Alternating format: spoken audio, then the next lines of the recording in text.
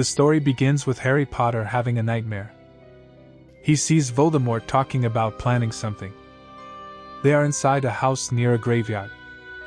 There is also a new person who Voldemort instructs to signal his followers to be on alert.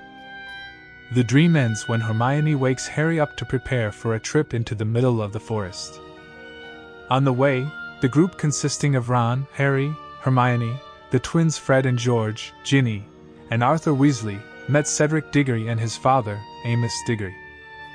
Soon after that, they went straight to the portkey, an object that can transport anyone who touches it to a specific location. They touched the object and immediately arrived at the Quidditch World Cup. After the first match was over, the victory party that was being held had to be cancelled because Death Eaters came and destroyed many tents, causing panic among everyone. Harry and Hermione were separated from the group. Harry was confused and didn't know where to go amidst the crowd. He fell down and passed out.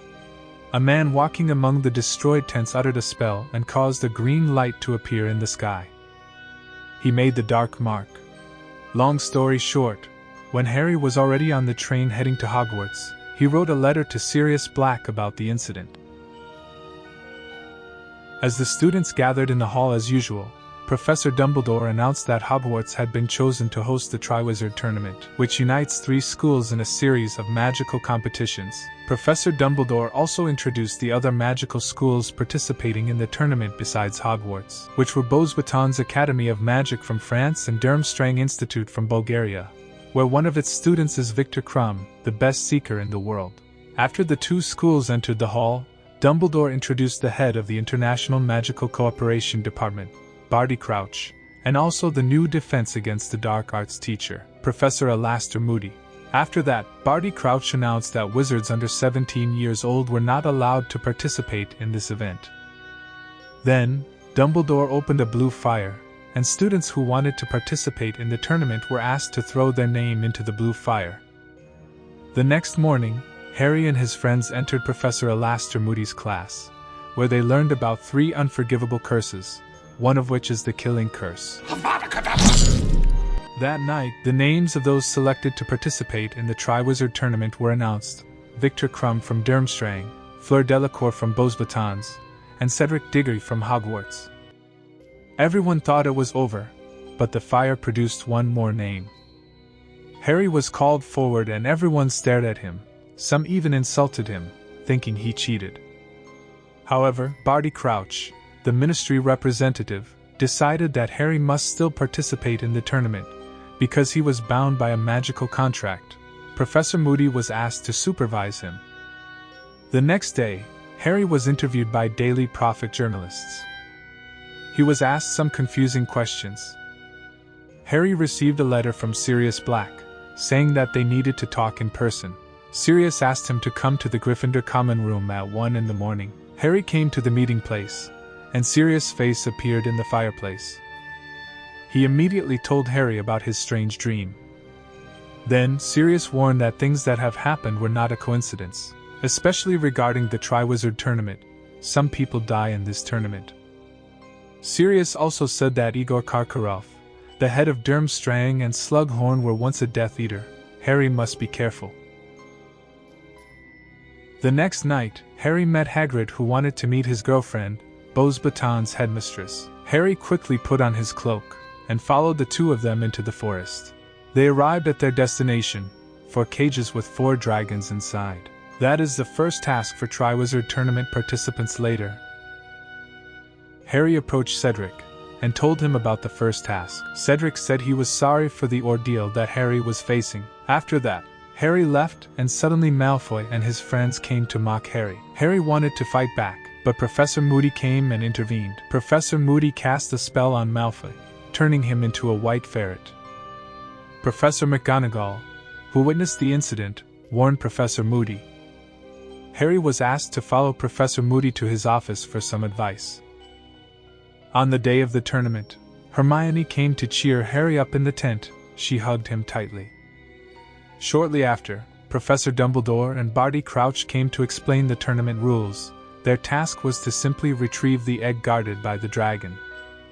When his name was called, Harry emerged from the tent and entered the tournament arena. The area was a cliff with a dragon in the middle. Harry rushed towards the egg but was immediately blocked by the dragon. Harry dodged the dragon's claws and fire breaths several times, until he remembered his wand, which could be used to call his broomstick. Quickly, Harry jumped on his broomstick and flew the dragon into the gourd. He then returned to the arena and successfully retrieved the dragon egg. Everyone realized that they had underestimated Harry. The next day, in the Great Hall, Professor McGonagall gathered all of the Gryffindor students and announced that there would be a dance party. The students began to look for dance partners. Although Harry had defeated the dragon, he had a hard time finding a dance partner. Ron, who also didn't have a dance partner, eventually asked Hermione, but she had already been asked by Viktor Krum. Finally, Harry asked Parvati Patil to dance, after being late in asking Cho, and Ron ended up partnering with Padma Patil, Parvati's twin sister. On the night of the dance, Harry danced with Parvati Patil first, as he was a tournament participant. Soon, many couples followed and they all danced together.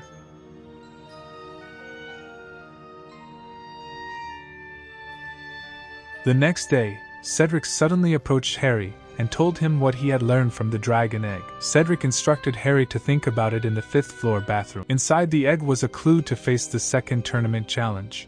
That night, Harry went to the 5th floor bathroom and met Moaning Myrtle, the ghost girl who had a crush on him. They chatted for a while and then Moaning Myrtle suggested that Harry put his dragon egg in the water. When he did, a song was heard, indicating that the next challenge would take place in the Black Lake.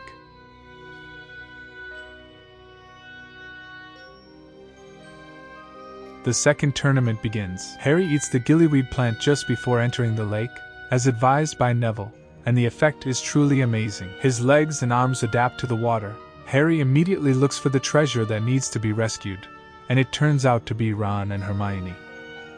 After Harry unties Ron, Krum and Cedric come to rescue Hermione and Cho, but not Fleur, while her sister is still tied up. Harry then quickly rescues Fleur's sister too.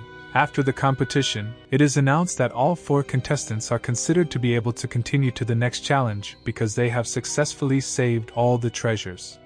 That night, Professor Dumbledore summons Harry. As he looks around, Harry accidentally opens the entrance to Professor Dumbledore's secret room. He discovers a pensieve, a mirror used to remember something experienced in the past. Harry takes out his wand and touches the glass, and he is thrown into the past. At that time, Professor Dumbledore was attending the trial of Igor Karkaroff, who was accused of being a Death Eater. It turns out that there were several of Voldemort's followers revealed by Igor Karkaroff during the trial. It turns out that Igor gave an unexpected name, Barty Crouch Jr., the son of Barty Crouch.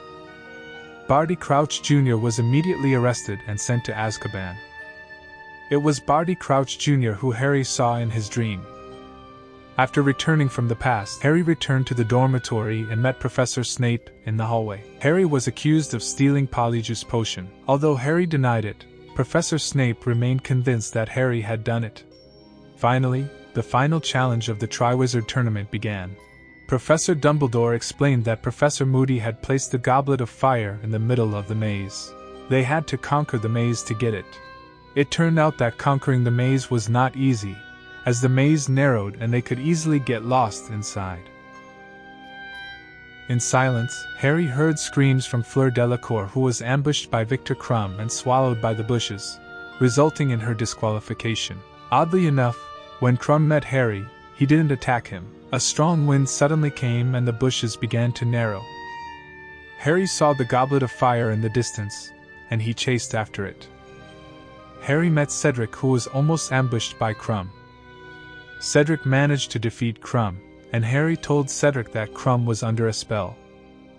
After reaching the Goblet of Fire, Harry and Cedric took the cup and suddenly found themselves in a graveyard. Harry immediately knew where they were. Harry warned Cedric to return to the cup, but it was too late. Wormtail came and killed Cedric.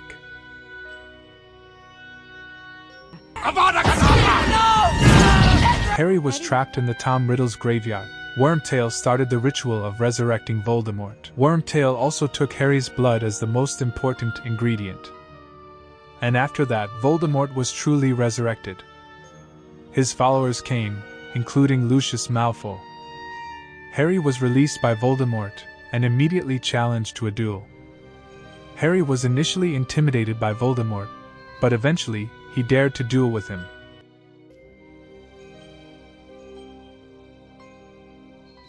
Their magic was equally strong.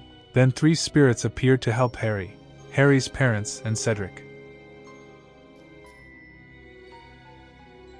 Harry's mother told him to release the magic, and Cedric asked Harry to bring his body to his father. After releasing the magic, Harry immediately ran and brought Cedric's body to the Goblet of Fire, which was a port key.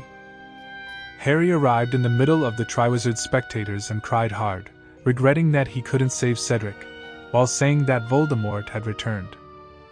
The situation suddenly became silent. Professor Moody took Harry to his room and asked him to tell what happened, and also asked about the people around the graveyard. Harry felt something strange, and he didn't mention the graveyard. Then Harry knew that something was wrong with the person in front of him.